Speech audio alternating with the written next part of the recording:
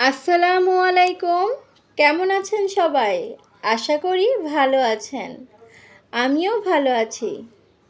আজ আপনাদের দেখাবো খাঁটি গরুর দুধের ক্ষীর রেসিপি। এই ক্ষীরটা দেখুন কত সুন্দর হয়েছে দেখতে, আর খেতে মাশাআল্লাহ অনেক মজা হয়েছে।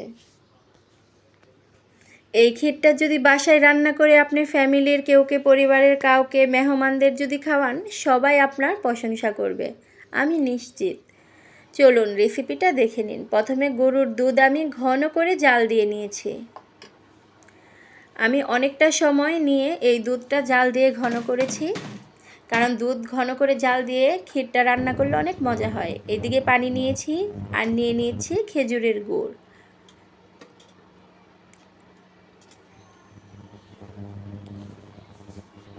এই খেজুরের গুড় দিয়ে এখন আমি একটা শিরা তৈরি করব।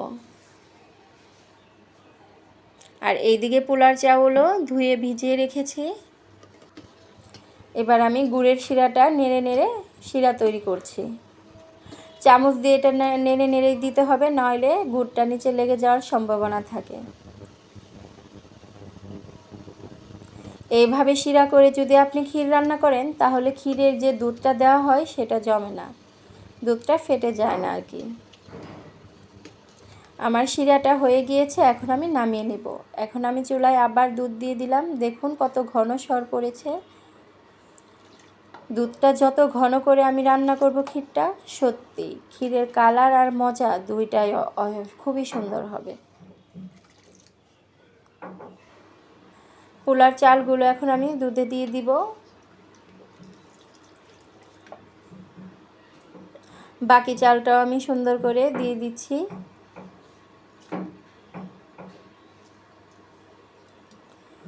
এবার এই দুধ আর চাল আমি কিছুক্ষণ নেড়ে নেড়ে এইভাবেই রান্না করব।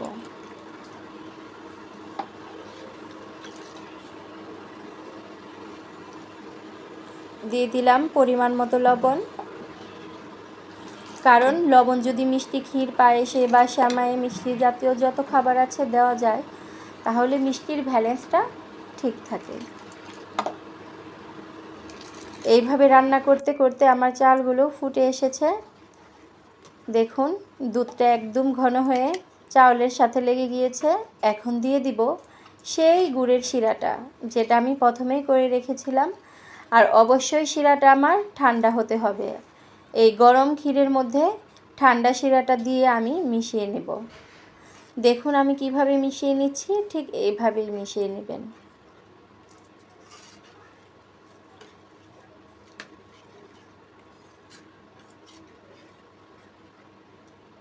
এই তো আমার মেশানো হয়ে গিয়েছে। এখন আমি এটাকে আবার রান্না করে নেব। এই সময় যত চামচ দিয়ে নাড়া হবে পায়েসটা, ক্ষীরটা ততটাই মজা হবে। তাই চেষ্টা করবেন এই সময় প্রচুর চামচ দিয়ে ক্ষীরটা নেড়ে দেওয়ার।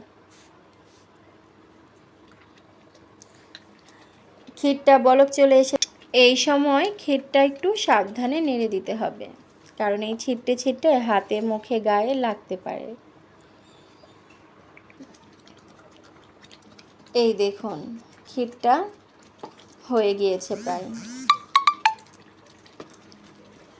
খুব অল্প সময়ে আপনারাও এই ক্ষীরটা রান্না করতে পারেন। আর এই ক্ষীরটা খেতে দুর্দান্ত মজা হয়।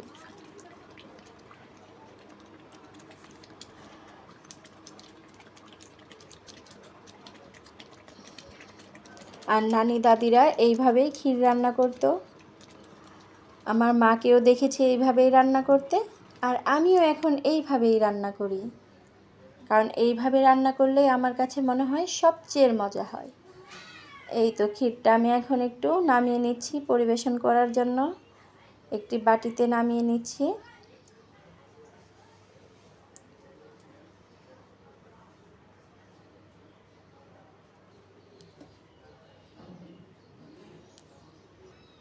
এই তো আমার ক্ষীরটা এখন রেডি। দেখুন কত লোভনীয় দেখা যাচ্ছে, কত সুন্দর হয়েছে ক্ষীরটা। তো আপনারা বাসায় ট্রাই করবেন, অবশ্যই মজা হবে। আল্লাহ হাফেজ।